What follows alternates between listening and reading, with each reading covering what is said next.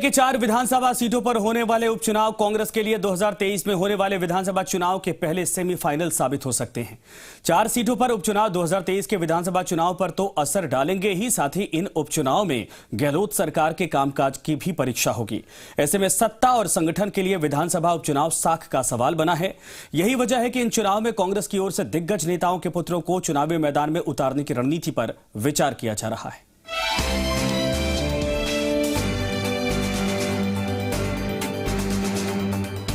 राजस्थान में 4 सीटों पर होने वाले उपचुनाव सरकार और संगठन के लिए साख का सवाल है। इन्हें 2023 के विधानसभा चुनाव से पहले सेमीफाइनल के तौर पर भी देखा जा रहा है और यही वजह है कि प्रदेश प्रभारी अजय माकन के दौरे के दौरान मुख्यमंत्री अशोक गहलोत और पीसीसी चीफ गोविंद सिंह डोटासरा की रणनीति का पूरा फोकस इन चुनावों को लेकर ही हुआ। मुख्यमंत्री आवास पर हुई कल बैठक में सीएम ने प्रभारी मंत्री और प्रभारी पदाधिकारियों को साफ शब्दों में कह दिया कि हर हाल में ये चारों सीटें सुजानगढ़, सहाड़ा, राजसमंद और वल्लभनगर कांग्रेस को ही जीतनी है। राजसमंद पर बीजेपी का, जबकि बाकी 3 सीटों पर कांग्रेस पार्टी का ही कब्जा था। जनता ने जनादेश दिया निकाय चुनाव में और कांग्रेस पार्टी पिछले 25 सालों में जिन जगह पे जीत नहीं पाई वहाँ जीती है।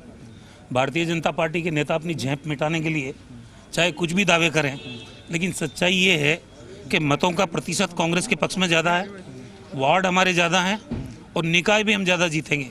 ये 25 साल बाद परिवर्तन आया है, तो ये उपचुनाव हर हालत में चारों उपचुनाव कांग्रेस पार्टी जीतेगी और इसकी हमारी पूरी तैयारी, जनता हमारे साथ है।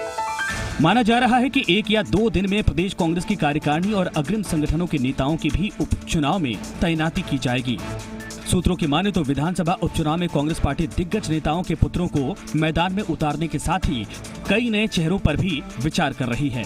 जानकारों की माने तो मुख्यमंत्री अशोक गहलोत के पुत्र और आरसीए चेयरमैन वैभव गहलोत, विधानसभा अध्यक्ष सीपी जोशी के पुत्र हिमांशु जोशी, दिवंगत नेता मास्टर भंवरलाल मेघवाल के पुत्र मनोज और दिवंगत गजेंद्र सिंह शेखावत की पत्नी या भाई को चुनावी मैदान में उतारे जाने की चर्चा है।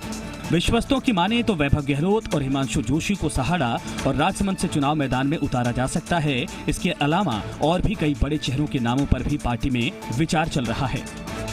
एक बात तो स्पष्ट हो गया है इस लोकल बॉडी इलेक्शन में कि शहरी जो मतदाता था, जिनको माना जाता था कि ये भारतीय जनता पार्टी का मतदाता था, ट्रेडिशनली ऐसा हुआ भी कई, तो उन जगह कांग्रेस ने बहुत बड़ी मार्जिन से जीते हैं। कुल मिलाकर कहा जा सकता है ये चुनाव कांग्रेस सरकार के कामकाज को लेकर लिटमस टेस्ट की तरह होंगे।